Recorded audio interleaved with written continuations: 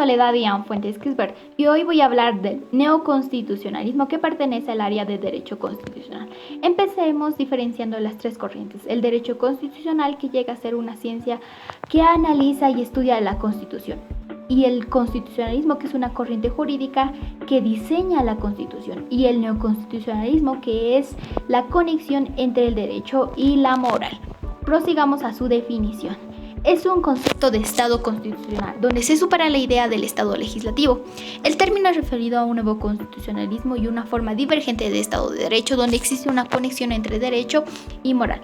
Además, alude a una nueva división de Estado de Derecho por parte del neoconstitucionalismo y es una nueva teoría jurídica. Por ello aparece después de la Segunda Guerra Mundial, que tuvo fin en 1945.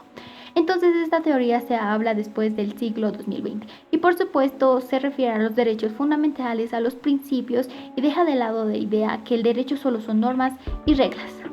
El término neoconstitucionalismo fue mencionado por primera vez en la Asociación Internacional para la Filosofía de Derecho y Filosofía Social por la jurista Susana Pozzolo. La definición o la perspectiva de algunos autores. Paolo Comanduzzi concibe el neoconstitucionalismo basándose en la clasificación de Dobbe. Son tres. El principio, donde la limitación de poderes existen derechos fundamentales garantizados. El segundo, los principios constitucionales, donde una conexión con la moral. Y por último, una teoría que abandona el legislatrismo y adopta un modelo descriptivo axiológico a la norma constitucional.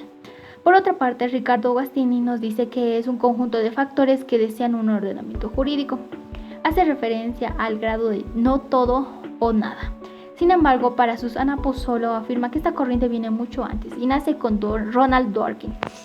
Para la autora, las tres características son los principios y las normas, la ponderación y la subsunción y la constitución con la independencia del legislador. Por otra parte, mi autor complementario concretiza el neoconstitucionalismo en carácter normativo de fuerza vinculante, superioridad jerárquica, garantía judicial y la presencia de principios y derechos de rigidez constitucional.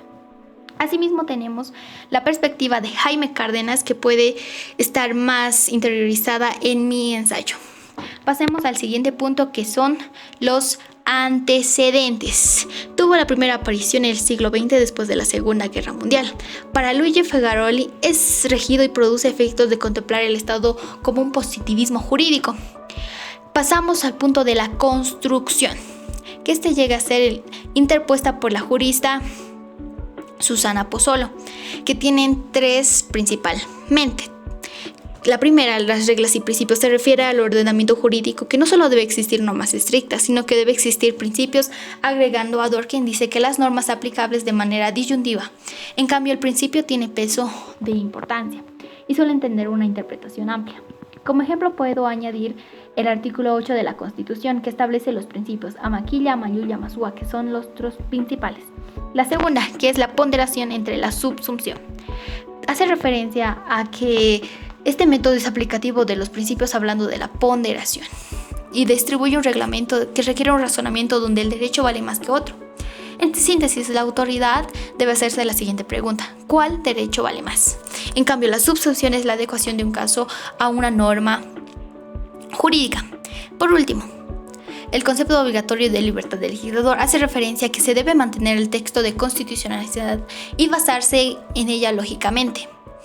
Además, que la Constitución condiciona la validez de sus normas, es decir, donde ahora existe un contenido sustancial y condicionante.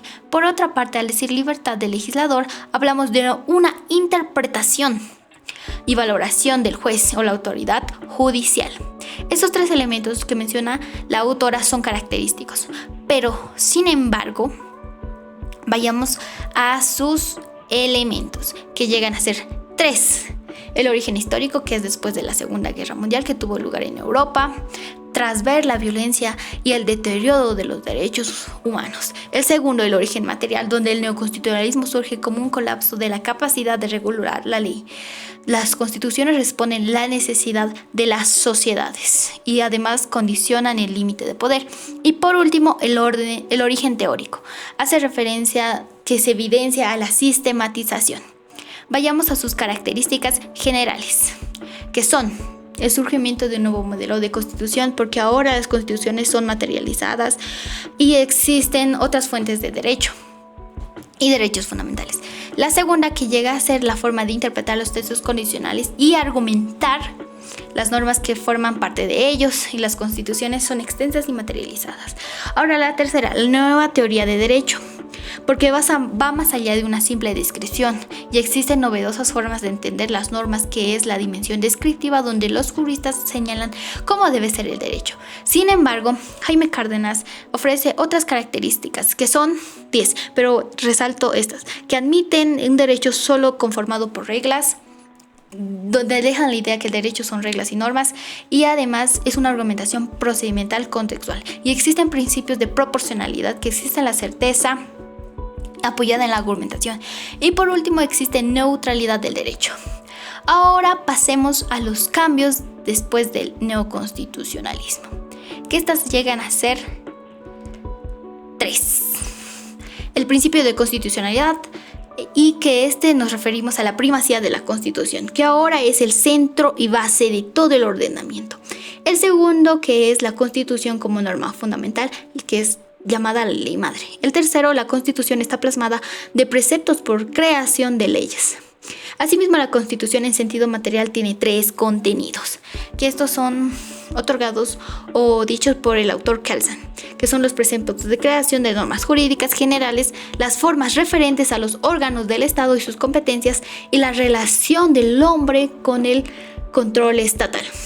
Ahora hablemos del Estado legislativo. Este hace referencia y se caracteriza por un principio de legalidad, de primacía de la ley, donde están los tribunales con el objetivo de garantizar la legalidad. En tanto, la norma tiene que ser puesta y no necesariamente ser justa. Pero Gustavo dice que el Estado está regido por reglas, donde las normas son simples, y reglas con interpretación, donde no existe. Ahora pasemos a un punto importante, que es el neoconstitucionalismo, la nueva perspectiva de derecho. Esta es una norma noramur, que significa norma suprema y determina un sistema de producción de derechos. Además, el autor Luigi afirma que existen 2 modelos de Estado. La primera, existe una afirmación del principio de legalidad, donde la norma es válida y no por ser justa. Pasamos al siguiente punto, que es el neoconstitucionalismo latinoamericano.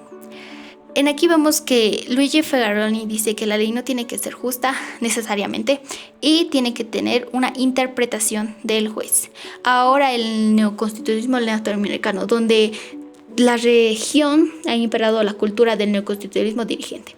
Es entendida como neoconstitucionalismo conservador, por ello impide la promulgación de leyes mayores. En este sentido, el neoconstitucionalismo ha sido una tendencia de renovación. Cabe señalar que el neoconstitucionalismo en este aspecto tiene 3 retos, que son entre principales 3. Conocer la Constitución, ya que toda la sociedad debe tener conocimiento de esta para tener de una u otra forma fortalecer la cultura jurídica.